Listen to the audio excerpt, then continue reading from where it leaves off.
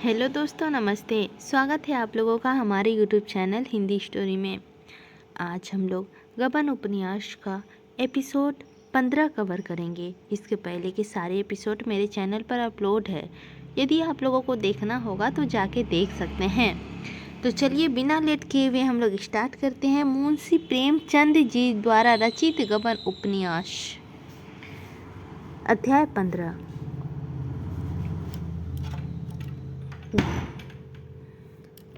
जल्पा एक वह एकांतवासिनी रमणी न थी जो दिन भर मूल्य पेटे उदास पड़ी रहती थी। उसे अब घर में बैठना अच्छा नहीं लगता था। अब तक वह तो मजबूर थी, कहीं आ जा ना सकती थी। अब ईश्वर की दया से उसके पास भी गहने हो गए थे, फिर वह क्यों मन मारे घर पे पड़ी रहती। वस्त्र आभूषण कोई मिठास तो नहीं जिसका स्वाद एकांत में लिया जा सके। आभूषणों को संदूकछी में बंद करके रखने से क्या फायदा। मोहल्ले या बिरादरी में कहीं से बुलावा आता वह सास के साथ अवश्य जाती। कुछ दिनों के बाद सास की जरूरत भी ना रही, वह अकेली आने जाने लगी। फिर कार्य प्रयोजन की कैद भी नहीं रही। उसके रूप, लावण्य, वस्त्र आभूषण और शील विनय ने मोहल्ले की स्त्रियों में उसे जल्दी ही सम्मान के पद पर पहुंचा दिया। उसके बिना मंडली सुनी रहती थी।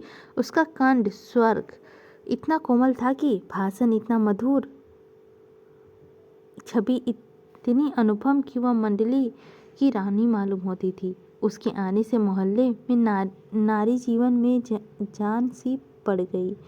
नृत्य में कहीं न कहीं जमाव हो जाता। घंटे 2 घंटे गा बजाकर या गपशप करके रमनियाँ दिल बहला लिया करती। कभी किसी के घर, कभी किसी के घर। कागून में 15 दिन बराबर गाना होता रहा। जल्पा ने जैसे रूप पाया था वैसा ही उदार हृदय भी पाया था। पान पत्तों का खर्च प्राय उसी के मत्थे पड़ता। कभी कभी गायने बुलाई जाती, उसकी सेवा सत्कार का भार उसी पर था। कभी कभी वह स्त्रियों के साथ गंगा स्नान करने जाती। टांगे का किराया और गंगा तट पर जलपान का खर्च भी उसके माथे जाता। इस तरह उसके 2-3 रुपए रोज उड़ जाते थे। रामा आदर्श पति था। जल्पा अगर मांगती तो प्राण तक उसके चरणों पर रख देता। रुपए की हैसियत ही क्या थी, उसका मुंह चोरता रहता था। जल्पा उससे इन जमघटों को रोज चर्चा करती। उसकी स्त्री समाज में कितना आदर सम्मान है, यह देखकर वह फूला न समाता था। एक दिन इस मंडली को सिनेमा देखने का धुन सवार हो गई। वहाँ का बाहर देखकर सबकी सब मुंद हो गई। फिर तो आए दिन सिनेमा की सैर होने लगी। रामा को अब तक सिनेमा का शौक न था। शौक होता भी तो क्या करता। अब हाथ में पैसे आने लगे थे, उस पर जल्पा का आग्रह, फिर भला वह क्यों न चाहता। सिनेमागृह में ऐसा कितनी ही रमणियाँ मिलती जो मुंह खोले निसंकोच हंसती बोलती रहती थी। उनकी आजादी गुप्त रूप से जल्पा पर भी जादू डालती जाती थी। वह घर से बाहर निकलते ही मुंह खोल लेती, मगर संकोचवश पर्दे वाली स्त्रियों के ही स्थान पर बैठती। उनकी कितनी इच्छा होती कि रामा भी उसके साथ बैठता। आखिर वह उन फैशनेबल औरतों से किस बात से कम है। रंग रूप में वह हेटी नहीं, सज धज में भी कम नहीं, बातचीत करने में कौशल, फिर वह क्यों पर्दे वालियों के साथ बैठे। रामा बहुत शिक्षित न होने पर भी देश और काल का प्रभाव से उधार था। पहले तो वह पर्दे में ऐसे अन्योन्य भक्त था कि वह माता को कभी गंगा स्नान कराने लिवा जाता तो पांडु तक को से न बोलने देता। कभी माता की हंसी मर्दाने में सुनाई देती तो आकर बड़बड़ाता, बिगड़ता। तुमको जरा भी शर्म नहीं है अम्मा, बाहर लोग बैठे हुए हैं और तुम हंस रही हो। माँ लज्जित हो जाती थी, किंतु अवस्था के साथ रामा का यह लिहाज गायब होता जाता था।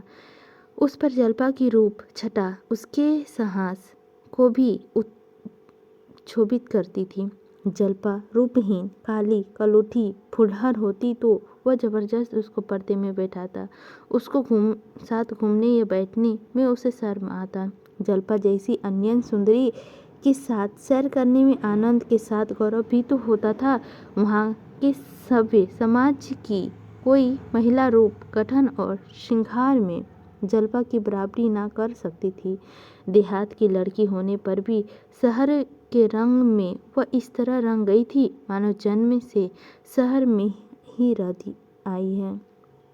थोड़ी सी कमी अंग्रेजी शिक्षा में थी, उसे भी रामा पूरी किए देता था, मगर पर्दे की ये बंधन कैसे टूटे कैसे। भवन में रामा के कितने ही मित्र, कितने ही जान पहचान के लोग बैठे नजर आते थे। वे उसे जल्पा के साथ बैठे देखकर कितना हंसेंगे। आखिर एक दिन उसे समाज के सामने ताल ठोककर खड़े हो जाने की निश्चय कर लिया। जल्पा से बोला, आज हम तुम सिनेमाघर साथ में बैठेंगे। जल्पा का हृदय में गुदगुदी सी होने लगी। हार्दिक आनंद की आभा चेहरे पर झलक उठी। बोली, सच? नहीं भाई, साथ वालियों जाने ना देगी। रामानाथ, इस तरह डरने से तो कभी कुछ ना होगा। क्या यह स्वांग है कि स्त्रियां मुँह छिपाए चीख की आड़ में बैठी रहें? इस तरह यह मामले भी तय हो गया। पहले दिन दोनों छिपते रहे, दूसरे दिन से हिम्मत खुल गई। कई दिनों के बाद वह समय भी आ गया कि रामा और जल्पा संध्या समय पार्क में साथ साथ टहलते दिखाई दिए। जल्पा ने मुस्कुराकर कहा, कहाँ बाबूजी, देख लें तो। रामानाथ, तो क्या? कुछ नहीं जल्पा, मैं तो हमारी शर्म से गड़ जाऊं। रामानाथ, अभी तो मुझे भी शर्म आएगी, मगर बाबूजी खुद ही इधर न आएंगे।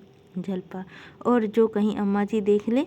रामानाथ, अम्मा से कौन डरता है, 2 दलीलें मैं ठीक कर दूंगा। 5 दिन में जल्पा के नई महिला समाज में अपना रंग जमा लिया। उसने इस समाज में इस तरह प्रवेश किया जैसे कोई कुशल वक्ता अब पहली बार परिषद में मंच पर आता है। विद्वान लोग उसके उपेक्षा करने की इच्छा होने पर भी उसकी प्रतिभा के सामने सिर झुका देते हैं। जल्पा भी आई, देखा और विजय कर लिया। उसके सौंदर्य में वह गरिमा, वह कठोरता, वह शान, वह तेजस्वी थी जो कुलीन महिलाओं के लक्षण है। पहले ही दिन एक महिला ने जल्पा को चाय का निमंत्रण दे दिया और जल्पा इच्छा न रहने पर भी उसे अस्वीकार न कर सकी। जब दोनों प्राणी वहां से लौटे तो रामा ने चिंतित स्वर से कहा, तो कल इसकी चाय पार्टी में जाना पड़ेगा। जल्पा, क्या करती? इनकार करते तो भी ना बनता था। रामा, तो सवेरे पहले ही तुम्हारे लिए एक अच्छी सी साड़ी ला दूं। जल्पा, क्यों, मेरे पास साड़ी नहीं है? जरा देर के लिए 50-60 रुपये खर्च करने के आपसे फायदा। रामानाथ, तुम्हारे पास अच्छी साड़ी कहाँ है? इसकी साड़ी तुमने देखी? ऐसे ही तुम्हारे लिए भी लाऊंगा। जल्पा ने विश्वासित भाव से कहा, मुझे साफ कह देना चाहिए था कि फुर्सत नहीं है। रामानाथ, फिर इसकी दावत भी तो करनी पड़ेगी। जल्पा, यह तो पूरी विपत्ति करी पड़ी। रामानाथ, विपत्ति कुछ नहीं है, सिर्फ यही ख्याल है कि मेरा मकान इस काम के लायक नहीं। मेज, कुर्सियाँ, चाय के सेट रमेश के यहाँ की मांग लाऊंगा, लेकिन घर के लिए क्या करूं? जल्पा, क्या यह जरूरी है कि हम लोग भी दावत करें? रामा ने ऐसी बात का कुछ उत्तर ना दिया। उसे जल्पा के लिए एक जूते की जोड़ी और सुंदर कलाई की घड़ी का फिक्र पैदा हो गई। उसके पास कौड़ी भी ना थी। उसका खर्च रोज बढ़ता जाता था। अभी तक गहनों वालों का 1 पैसा भी देने की नौबत ना आई थी। एक बार गंगू महाराज के इशारे से तगाजा भी किया था, लेकिन यह भी तो नहीं हो सकता कि जल्पा फटे हालो चाय पट्टी में जाए। नहीं, जल्पा पर यह इतना अन्याय नहीं कर सकता। इस अवसर पर जल्पा का रूप, शोभा और शिखा बैठ जाएगा। सभी तो आज चमचमा साड़ियाँ पहने हुए थी। चढ़ाऊ कंगन और मोतियों के हारों में भी तो कमी ना थी। जल्पा अपने सादे आवरण में कौन से कोसों आगे थी। उसे सामने एक भी नहीं जचती थी। वह मेरे पूर्व कर्मों का फल है। मुझे ऐसी सुंदरी मिली। आखिर यही तो खाने पहनने और जीवन का आनंद उठाने के दिन हैं। जब जवानी में ही सुख ना उठाया तो बुढ़ापे में क्या कर लेंगे। बुढ़ापे का मान लिया, धन हुआ ही तो क्या, यौवन बीत जाने पर विवाह किस काम का। साड़ी और घड़ी लाने का धुन सवार हो गई। रात भर उसे सब्र किया। दूसरे दिन दोनों चीजें लाकर दम लिया। जल्पा ने झुझलाकर कहा, मैंने तो तुमसे कहा है कि इन चीज़ों का काम नहीं है। 150 से कम का ना होगी। रामानाथ, 150? इतना फजूल खर्च मैं नहीं हूँ। जल्पा, 150 से कम की ये चीज़ें नहीं हैं। जल्पा, ये घड़ी कलाई में बांध ली और साड़ी को खोलकर मंत्रमुग्ध नज़रों से देखा। रामानाथ, तुम्हारी कलाई पर यह घड़ी कैसे खिल रही है? मेरे रुपए वसूल हो गए। जल्पा, सच बताओ कितने रुपए की है? रामानाथ, सच बता दूं? 135 रुपये, 75 रुपये की साड़ी, 10 की जूते और 50 की घड़ी। जल्पा, यह 150 ही हुए? मैंने कुछ बढ़ाकर थोड़े ही कहा। मगर यह सब रुपए अदा कैसे होंगे? उस चुड़ैल ने व्यर्थ ही मुझे निमंत्रण दे दिया। अब मैं बाहर जाना ही छोड़ दूंगी। रामा भी इसी चिंता में मग्न था कि उसे अपने भाव को प्रकट करके जल्पा को हर्ष में बांधा ना डाली।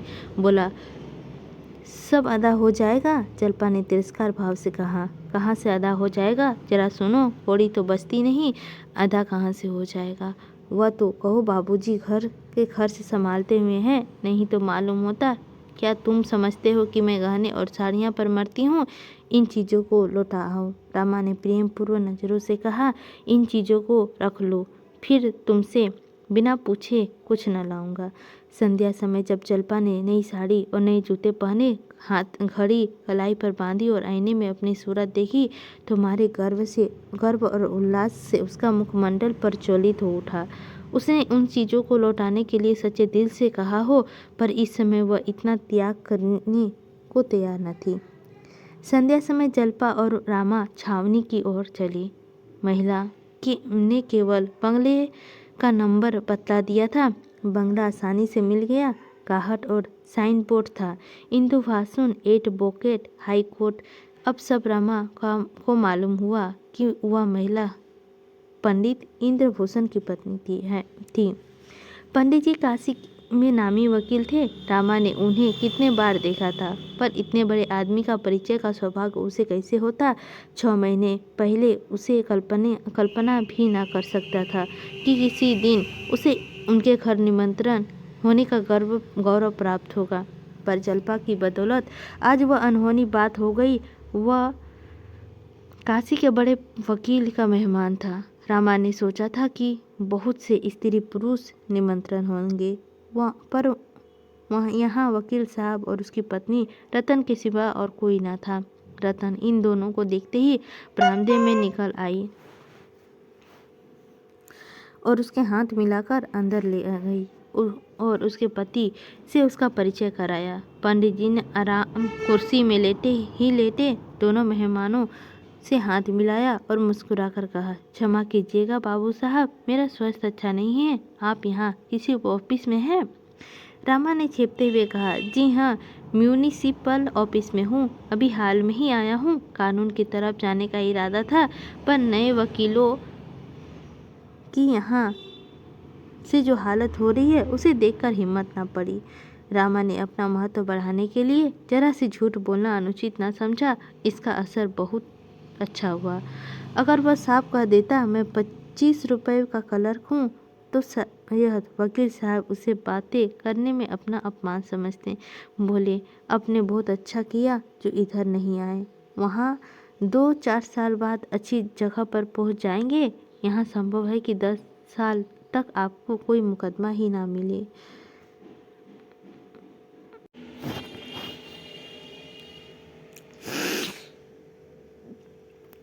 रमेश, मुझसे शरारत करोगे तो मार बैठूंगा। अगर जड़ ही लाए हो तो भी मैं तुम्हारी पीठ ठोकूंगा। जीते रहो, खूब चटो, लेकिन अबारू पर आँच न आने पाए, किसी को कानो कान खबर ना हो। ईश्वर से तो मैं नहीं डरता। वह जो पूछेंगे कहूँगा। वह जो कुछ पूछेगा उसका जवाब मैं दे लूँगा। मगर आदमी से डरता हूँ। सच बताओ, रुपए किस लिए रुपए दिए? कुछ दलाली मिलने वाली हो तो मुझे शरीफ कर लेना। रामानाथ, जड़ाव कंगन बनाने के लिए कह गई है। रमेश,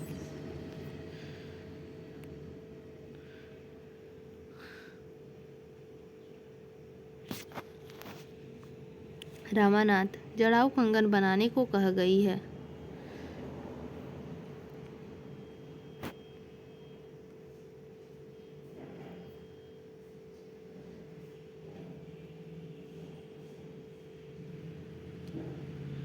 रामानाथ रामानाथ रामानाथ जड़ाऊ कंगन बनाने को कह गई है। रमेश तो चलो मैं एक अच्छे सप्रास को बनवा दूं। यह झंझट तुम्हारे बुरा मोल ले लिया। औरत का स्वभाव जानते नहीं, किसी पर विश्वास तो इन्हें आता ही नहीं। तुम चाहो 2-4 रुपए उसके पास ही खर्च कर दो, पर वह यही समझेगी कि मुझे लूट लिया। नेक नामी तो शायद ही मिले। हाँ, बदनामी तैयार खड़ी है। रामानाथ, आप मूर्ख स्त्रियों की बातें कर रहे हैं। शिक्षित स्त्रियां ऐसी नहीं होती। जरा देर बाद रामा अंदर जाकर जल्पा से बोला, अभी तुम्हारी सहेली रतन आई थी। जल्पा, सच? तब तो बड़ा गड़बड़ हुआ होगा। यहाँ कुछ तैयारी तो थी ही नहीं। रामानाथ, कुशल यही हुई कि कमरे में नहीं आई, कंगन के रुपए दे आई है। तुम्हें उन्हें 800 रुपये बतलाए थे, मैंने उसे 600 ले लिए। जल्पा ने छेपते हुए कहा, मैं तो दिल लगी की थी। जल्पा ने इस तरह अपने सफाई तो दे दी, लेकिन बहुत देर तक उसके मन में उथल पुथल होती रही। रामा ने अगर 800 रुपये ले लिए होते तो शायद उथल पुथल ना होती। वह अपनी सफलता पर खुश होती, पर रामा के विवेक ने उसे धर्म बुद्धि को जगा दिया था। वह पछता रही थी कि मैं व्यर्थ झूठ बोली। यह दबा दीजिए थोड़ा सा कमरवा जी।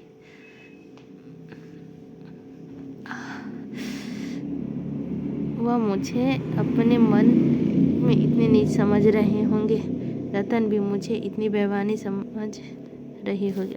वही दर्द है। जल्पा को अभी तक संदेह हो रहा था कि रतन वकील साहब की बेटी है। यह पत्नी वकील साहब की उम्र 60 से नीचे न थी। चिकनी चांद आसपास के सफ़ेद बालों के बीच में वार्निश की हुई लकड़ी की भांति चमक रही थी। मूछें साफ थी, पर माथे की सिकन और गालों की झुर्रियाँ बतला रही थी कि यात्री संसार यात्रा से थक गया है। आराम कुर्सी पर लेटे हुए वह ऐसे मालूम होते थे जैसे बरसों के मरीज हो। हाँ, रंग गोरा था, जो 60 साल की गर्मी सर्दी खाने पर भी उड़ ना सका था। ऊंची नाक थी, ऊंचा माथा और बड़ी बड़ी आंखें जिसमें अभिमान भरा हुआ था। उसके मुख पर ऐसा भासित होता था कि उन्हें किसी से बोलना या किसी से बात करना का जवाब देना भी अच्छा नहीं लगता। उसके प्रतिकूल रतन सांवली सुगंधित युवती थी, बड़ी मिलनसार, जिसका गर्व में छुपा तक न था। सौंदर्य का उसके रूप में कोई लक्षण न था। नाक चपटी थी, मुंह गोल, आंखें छोटी, फिर भी वह रानी सी लगती थी। जल्पा उसके सामने ऐसी लगती थी जैसे सूर्यमुखी के सामने जूही का फूल। चाय लाई, मेवे, फल, मिठाई, बर्फ की कुल्फी सब मेजों पर सजा दिए गए। रतन और जल्पा एक मेज पर बैठी, दूसरी मेज पर रमा और वकील साहब थी। रमा मेज के सामने जा बैठा। वकील साहब अभी आराम कुर्सी पर लेटे ही हुए थे। रमा ने मुस्कुराकर वकील साहब से कहा, आप भी तो आए। वकील साहब ने लेटे लेटे मुस्कुराकर कहा, आप शुरू कीजिए, मैं भी आया जाता हूँ। लोगों ने चाय पी, फल खाए, पर वकील साहब के सामने हंसते बोलते पर रामा जल्पा दोनों ही झिझलाते थे। जिंदा दिल बूढ़ों के साथ तो सोहमत का आनंद उठाया जा सकता है, लेकिन एक ऐसे रुखे निर्जव मनुष्य जवान भी हो तो दूसरों को मुर्दा बना देते हैं। वकील साहब ने बहुत आग्रह करने पर 2 घूंट चाय पी, दूर से बैठे तमाशा देखते रहे। इसीलिए जब रतन ने जल्पा से कहा, चलो हम लोग जरा बगीचे का सैर करें, इन दोनों महाशयों को समाज और नीति की विवेचना करने दें, तो मानो जल्पा के गले का गंदा छूट गया। रामा ने पिंजरे में बंद पक्षी की भांति उन दोनों को कमरे से निकलते देखा। और एक लंबी सांस ली। वह जानता कि यह विपत्ति उसके सिर पड़ जाएगी तो वह आने का नाम ना लेता। वकील साहब ने मुंह सिकुड़ाकर पहलू बदला और बोले, मालूम नहीं पेट में क्या हो गया है, कोई चीज़ हजम नहीं होता, दूध भी नहीं हजम होता, चाय को भी न जाने क्यों इतने शौक से पीते हैं लोग। मुझे तो इसकी सूरत से भी डर लगता है। पीते ही बदन में ऐंठन सी होने लगती हैं और आंखों में चिंगारियाँ सी निकलने लगती है। रामा ने कहा, आपने हाजमे की कोई दवा नहीं ली? वकील साहब ने अरुचि भाव से कहा, दवाइयों पर मुझे रत्ती भर भी विश्वास नहीं। इन वैद्य और डॉक्टरों की ज़्यादा बेसमझ आदमी संसार में ना मिलेंगे। किसी को निदान की शक्ति नहीं। दो वैद्यों, दो डॉक्टर के निदान कभी ना मिलेंगे। लक्षण वही है, पर एक वैद्य रक्त दोष बतलाता है, दूसरा प्रीति दोष। एक डॉक्टर फेफड़े का सूजन बतलाता है, दूसरा अमाशय का विकार। बस अनुमान से पेट की जाती हैं और निर्दयता से रोगियों की गर्दन पर छुरी टट्टी जाती है। इन डॉक्टरों ने मुझे तो अब तक जहन्नुम पहुंचा दिया होता, पर मैं उनके पंजे से निकल भागा। योगाभ्यास की बड़ी प्रशंसा करता हूँ, सुनता हूँ, पर कोई ऐसे महात्मा नहीं मिलते जिसे कुछ सीख सकूं। किताबों के आधार पर कोई क्रिया करने से लाभ के बदले हानि होने का डर लगता है। यहाँ तो अयोग्य शास्त्र का खंडन हो रहा है। उधर दोनों महिलाओं में प्रियाक्षने की बातें हो रही थी। रतन ने मुस्कुराकर कहा, मेरे पतिदेव को देखकर मुझे बड़ा आश्चर्य हुआ। जल्पा ने आश्चर्य से ही नहीं भर्म ही हुआ था। बोली, वकील साहब का दूसरा विवाह होगा? रतन, हाँ, अभी 5 ही बरस तो हुए हैं। इसकी पहली स्त्री को मरे 35 वर्ष हो गए। उस समय इसकी अवस्था कुल 25 साल की थी। लोगों ने समझाया दूसरा विवाह कर लो, पर उनके एक लड़का हो चुका था। विवाह करने से इनकार कर दिया और 30 साल तक अकेले रहे। मगर आज 5 वर्ष हुए, जवान बेटे का देहांत हो गया, तब विवाह करना अवश्य हो गया। मेरे माँ बाप न थे। मामा जी ने मेरा पालन किया था, कह नहीं सकती। इससे कुछ ले लिया यह मुझे सजनता पर मुक्त हो गए।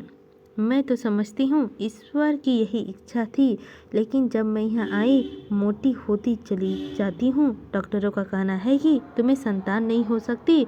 बहन, मुझे तो संतान की लालसा नहीं है, लेकिन मेरे पति की दशा ऐसी है, देखकर बहुत दुखी होता है। मैं ही इनके सब रोगों का जड़ हूँ। आज ईश्वर मुझे एक संतान दे दे तो मैं सारे रोग भाग जाएंगे। कभी सोचती हूँ कि दुबली हो जाऊँ। गर्म पानी का टब स्नान करती हूँ, रोज पैदल घूमने जाती हूँ, दूध घी कम खाती हूँ, भोजन आधा कर दिया है। इतना परिश्रम करते बनता है, कहती हूँ, फिर भी दिन दिन मोटी हो जाती हूँ। कुछ समझ में नहीं आता क्या करूँ। जल्पा, वकील साहब तुमसे चिढ़ते होंगे? रतन, नहीं बहन, बिल्कुल नहीं। भूलकर भी कभी मुझसे इसकी चर्चा नहीं की। उसके मुंह में कभी एक शब्द भी ऐसा नहीं निकला जिससे मुझे मनोव्यथा प्रकट होती। पर मैं जानती हूँ यह चिंता उन्हीं मारे डालती है। अपना कोई बस नहीं है, क्या करूँ? मैं जितना सोचूं, जितना खर्च करूँ, चाहूँ रहूँ, कभी नहीं बोलते।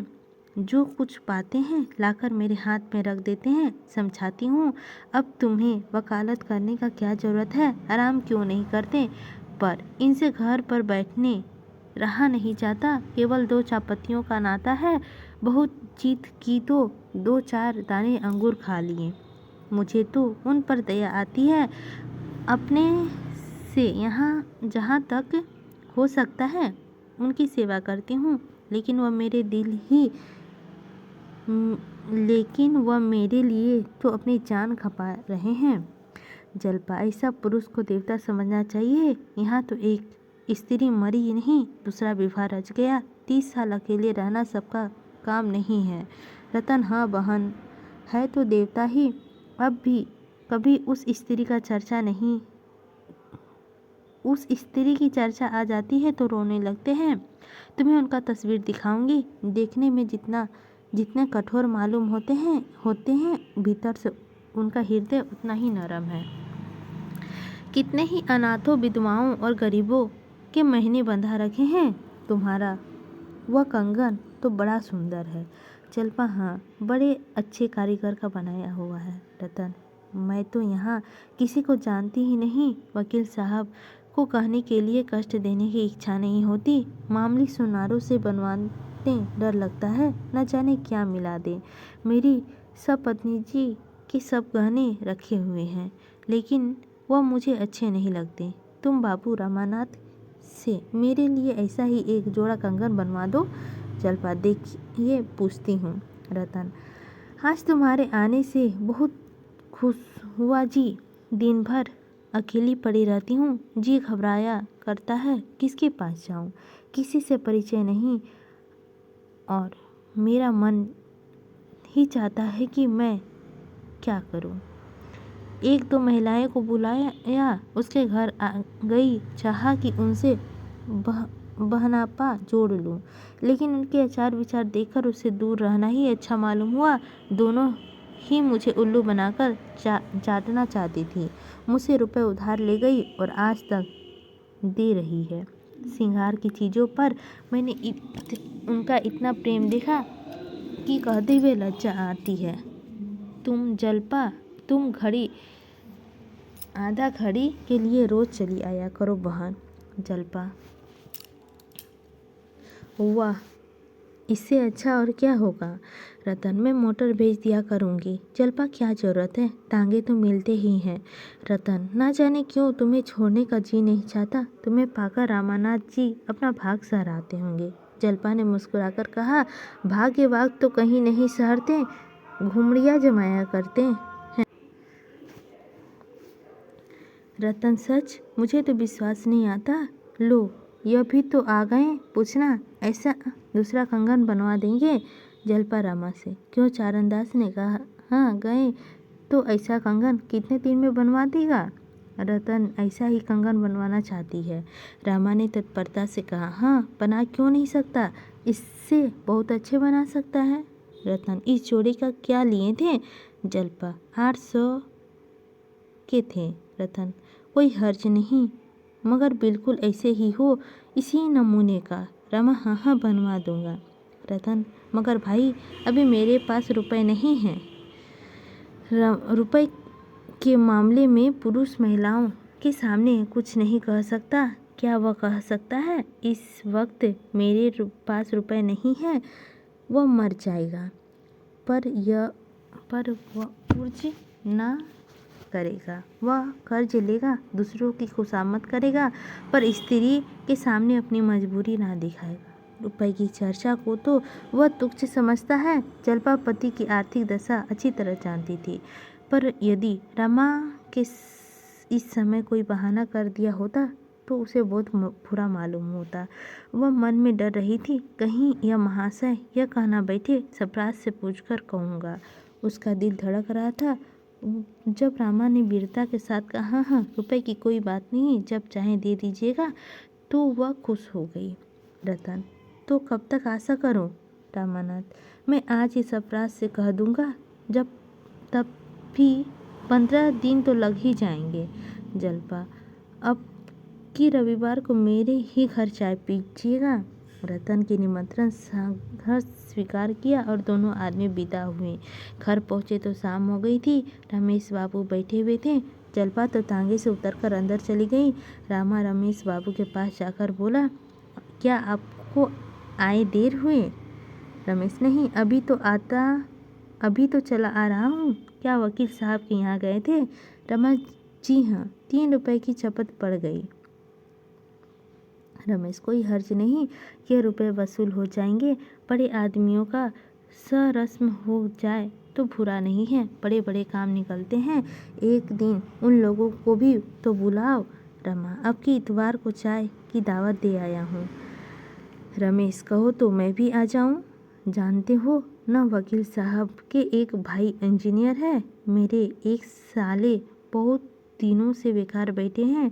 अगर वकील साहब उसकी सिफारिश कर दें तो गरीब को जगह मिल जाए। तुम जरा मेरा इंट्रोडक्शन करवा देना, बाकी और सब मैं कर लूँगा। पार्टी का इंतजाम ईश्वर ने चाहा तो ऐसा ही होगा कि मेम साहब खुश हो जाएगी। चाय की सेट, शीशे की रंगीन गुलदान और फानूस में ला दूँगा। कुर्सियाँ, मेज, फर्श सब मेरे ऊपर छोड़ दो। ना कूली की ज़रूरत, ना मंजूर की। उन्हें मसूल चंद को रंगे दूँगा। रामानाथ, तब तो बड़ा मज़ा रहेगा।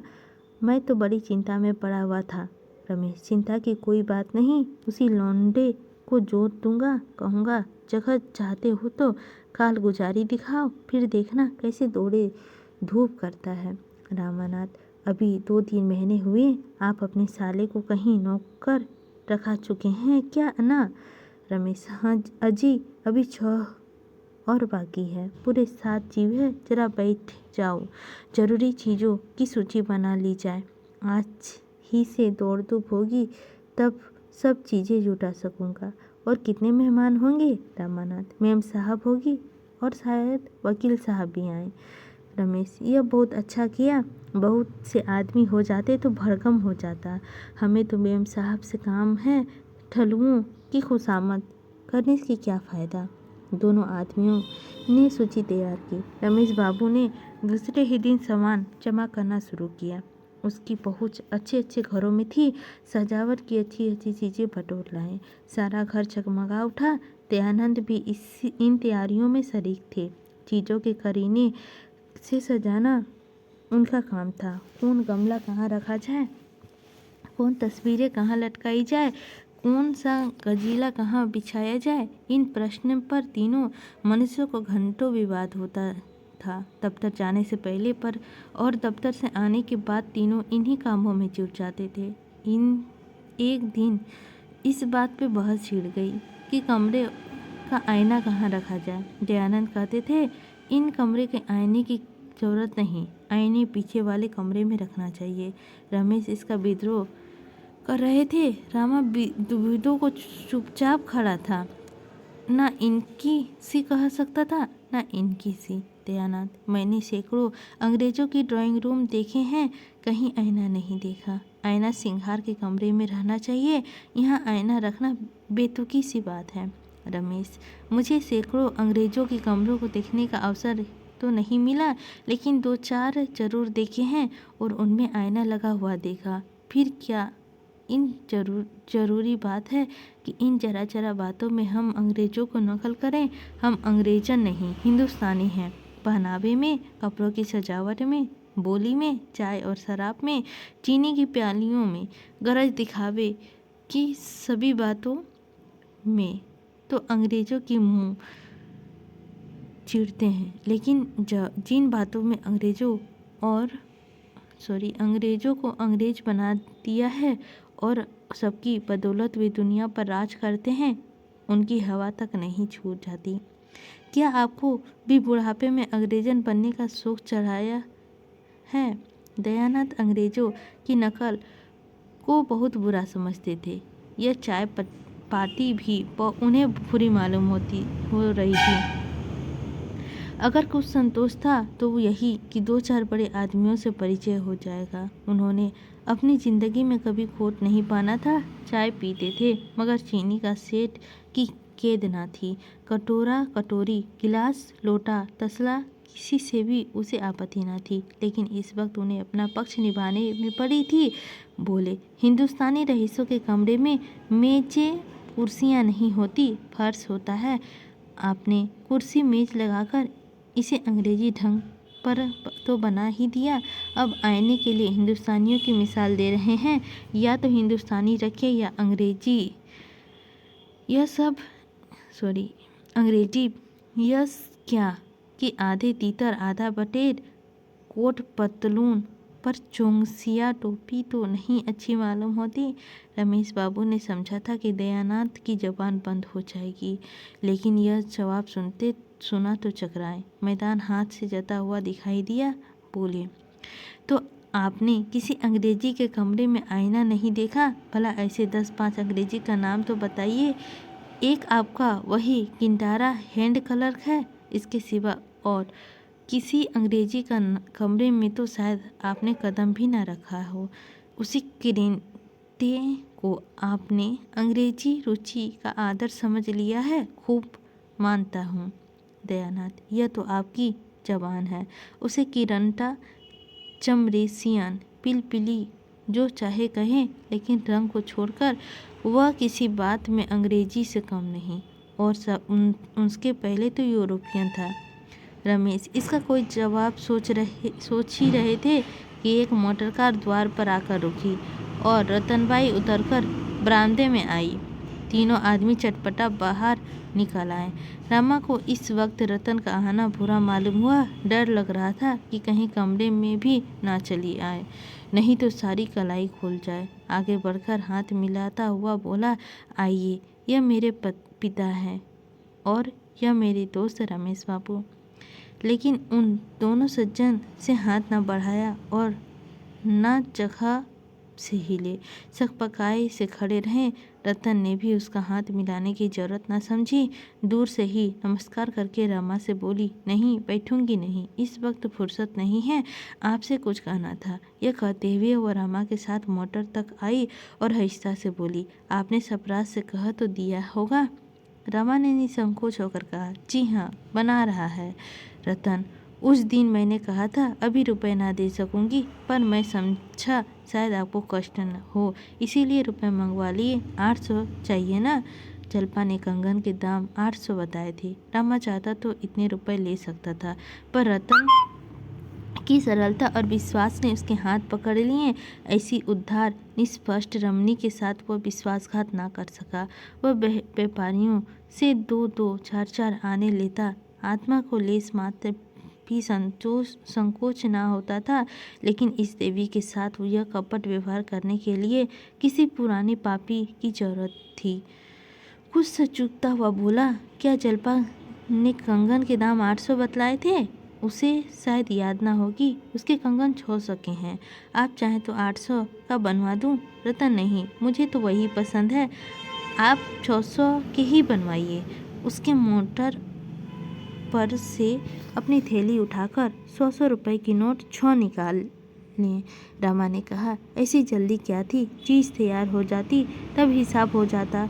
रतन, मेरे पास रुपए खर्च हो जाते हैं, इसीलिए मैंने सोचा आपके सिर पर लाद आऊं। मेरी आदत है कि जो काम करती हूँ जल्द से जल्द कर डालती हूँ, विलम्ब से मुझे उलझन होती है। यह कहकर वह मोटर पर बैठ गई। मोटर हवा हो गई। रमा संतोष में रुपए रखने के लिए अंदर चला गया तो तीनों वृद्ध जनों से बातें होने लगी। रमेश देखा, दयानंद, जी हाँ, आंखें खुली हुई थी।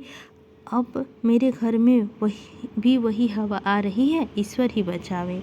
रमेश, बात तो ऐसी ही है, पर आजकल ऐसी ही औरतों का काम है, जरूरत पड़े तो कुछ मदद तो कर सकती है, बीमार पड़ जाओ तो डॉक्टर को ला सकती है। यहाँ तो चाहे हम मर जाएं तब भी क्या मजाल है स्त्री घर से बाहर पाँव निकाले। दयानाथ, हमसे तो भाई यह अंग्रेजियत नहीं देखी जाती, क्या करें, संतान की ममता है, नहीं तो यही जी चाहता है कि रामा से साफ कह दूं, भैया अपना घर अलग लेकर रहो। आँख फटी पीर गई। मुझे तो उन मर्दों पर क्रोध आता है जो स्त्रियों को यूं सिर पर चढ़ाए देख लेना। एक दिन औरत वकील साहब को दगा देगी। रमेश महाशय, इन बात में मैं तुमसे सहमत नहीं हूँ। यह क्यों मान लेते हो, जो औरत बाहर आती जाती है वह जरूर ही बिगड़ी हुई है, मगर रामा को मनाती बहुत है, रुपए न जाने किस लिए दिए। दयानंद, मुझे तो इसमें कुछ गोलमाल मालूम होता है। रामा कहीं उसके कोई चाल ना चल रहा हो। इसी समय रामा भीतर से निकल आ गया। अंतिम वाक्य उसके कान में पड़ गए। फोड़े चढ़ाकर बोला, जी हाँ, जरूर चाल चल रहा हूँ, उसे धोखा देकर रुपए ऐंठ रहा हूँ, यही तो मेरा पैसा है। दयानाथ ने छेपते हुए कहा, मैं इतना बिगड़ते हुए क्यों हूँ, मैंने तो कोई ऐसी बात नहीं कही। रामानाथ, पक्का चालिया बना दिया है। क्या कहते?